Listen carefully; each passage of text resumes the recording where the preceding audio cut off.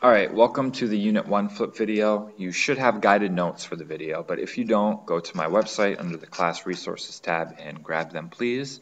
The official title of this unit is Pre-Colonial North America. Our studies will take us roughly from the year 1492, which is obviously the year that Columbus arrived in America, to around the year 1620, which is the year the Pilgrims arrived at Cape Cod and settled in Plymouth in what is now Massachusetts.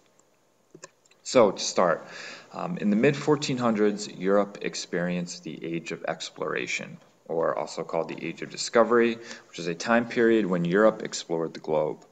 The period, which would last roughly until the 1700s, brought the known world, also called or known as the Old World from Europe's perspective, into contact with the New World, or the Americas.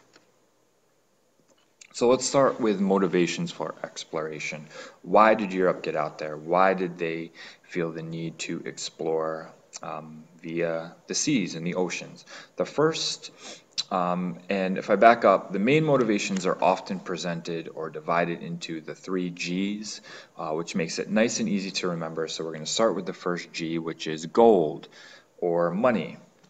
Traders were exploring for a new, safer, quicker route to Asia in an effort to increase their profits. So the traders of Europe were looking for a quick route to get to Asia to trade for not only, gold, but spices, Asian silks and fabrics, perfumes, that kind of thing. And if you look at this map, here you can see that the route for centuries that existed was a land route or a mostly land route. So in an effort to get around that very dangerous land route that involved going through and Muslim middlemen around this area, they were looking for a sea route. So they got out and they explored to look for that new trade route. The second G is glory. Kings sent explorers to find and claim land, which led to power, fame, and wealth for those nations. The idea of a nation and a country was just starting to come up during this time period, and people and leaders and rulers felt that their nations were superior and were the best. So in order to prove that, they looked for the glory that came with discovering faraway lands. Explorers themselves sought the fame exploration could bring as well. You would read about explorers in books and adventure books, and explorers wanted that fame that came with these explorations. And finally, the third G is God. European Christians, especially Catholics in Catholic countries like Spain, wanted to convert natives in the lands they were visiting and settling to Christianity. People eventually would come on voyages with explorers, and their sole purpose when they discovered new lands or visited new lands was to convert people to Christianity, and those people were called missionaries. Another thing that allowed for the age of exploration and allowed for European exploration was improved technology.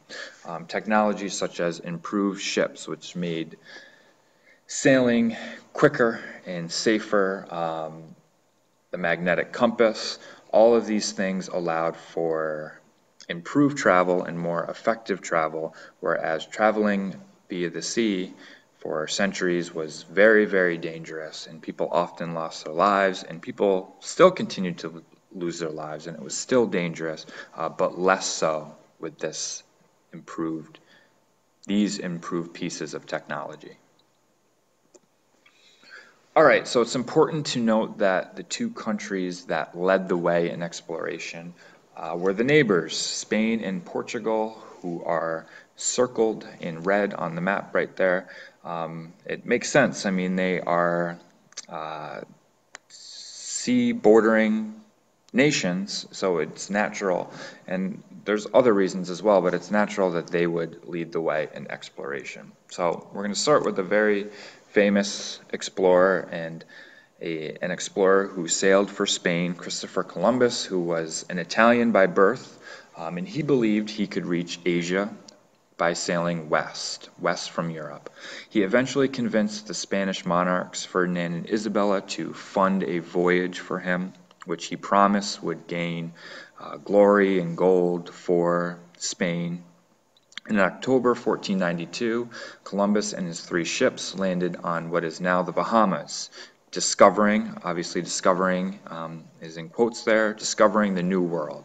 Now, obviously there were people, hundreds of thousands, if not millions of Native Americans in this New World, and the people he met were called the Taino Indians, and they inhabited the Caribbean, and they would just be decimated by disease and famine after contact with Columbus and later on with the additional people that came from Spain. And we'll talk more about that in class.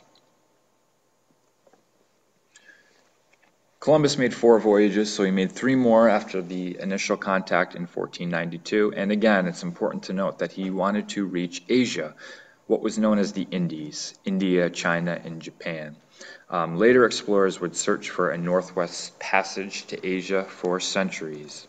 And it's called a northwest passage because they believed if they sailed northwest from Europe, they would eventually get to Asia. Now, what they didn't realize was they had 2 continents standing in their way. Northwest Passage isn't on your guided notes, but if you want to add it, it is an important idea and vocabulary term. So, as I said, Spain and Portugal led the way in exploration. So, in an effort to divide up lands between the 2 countries, they got together and they came up with an agreement known as the Treaty of Tordesillas in 1494, and all this treaty did was divide up the newly discovered lands in the New World between the 2 powers. And it drew a line of demarcation, and I'll highlight it here. You can see it right there. And what the treaty said was all the lands west of this line would belong to Spain. So you can see the Spanish lands in red, and all the lands east would belong to Portugal. So as a result, the Spanish set up an empire, and they set up shop in the Americas, in North and South America. You can see here that Portugal kind of got a little bump of South America that would become Brazil. And the explorers who conquered for Spain were called conquistadors, and they discovered wealth, and they discovered riches, and they discovered civilized people whom they conquered. And the gold discovered in America made Spain the most powerful country in Europe in the early years of the Age of Exploration. And these Spanish settlements would be known as New Spain, naturally. Now, eventually in New Spain, the encomienda system was established in an effort to best settle and exploit these lands that were being taken for Spain. So what does that mean? Well, this is a system of law that granted land to Spanish settlers in these newfound lands in the Americas. So conquistadors and settlers were given land, and they were given Native Americans to work the land. Now, that doesn't sound very fair to the Native Americans. What they were given in exchange for working the land was Christianity, basically. The Spanish settlers promised to convert the natives to Christianity and take care of them. Now, this didn't work out too well for the natives, as you can probably imagine. And the system was often used to enslave natives and to just steal their land. So it was a nasty business in New Spain. Okay, so this exchange between the New World and the Old World became known as the Columbian Exchange after Columbus, who made first contact with the New World. And the Columbian Exchange just refers to the exchange of ideas, diseases, plants, and animals between the Old and New Worlds after Columbus arrived in the Caribbean in 1492. So you can see there's new ideas, there's new goods being exchanged in both directions. So you need to write down a couple of these goods, and it's especially important to note that one good that was being sent from the Old World to the New was disease. Diseases like smallpox were deadly to the native cultures because they had never experienced those diseases before. Europeans had developed an immunity, whereas contact with a disease such as smallpox would and could and did wipe out large percentage of Native Americans. All right, France, England, and the Netherlands became more active in exploration in the 1600s. You can see the three European powers who would rival and challenge the Portuguese and the Spanish. The French built a colony called New France, which was closely associated with the fur trade. At its height, it stretched from Canada to New Orleans, and the Dutch built a colony called New Netherland. It included a settlement called New Amsterdam at the time. This is roughly what the island of Manhattan would have looked like back when the Dutch settled it, and that settlement would eventually become New York City. The Dutch focused more in Asia and less in North and South America. All right, British colonization. An early attempt at British colonization was made by Walter Raleigh on Roanoke Island in what is now North Carolina. The city you go to school in is obviously named after this explorer. His settlement was a complete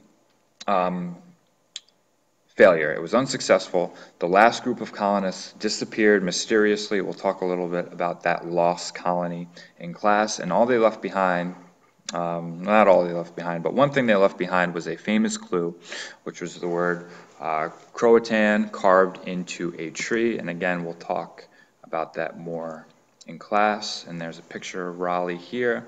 Here's Roanoke Island on your map here. The first successful British settlements, the first successful British settlement was in Jamestown, Virginia. It's the oldest permanent British settlement in what is today the state of Virginia. It was founded in 1607. It was founded to make a profit for its founders.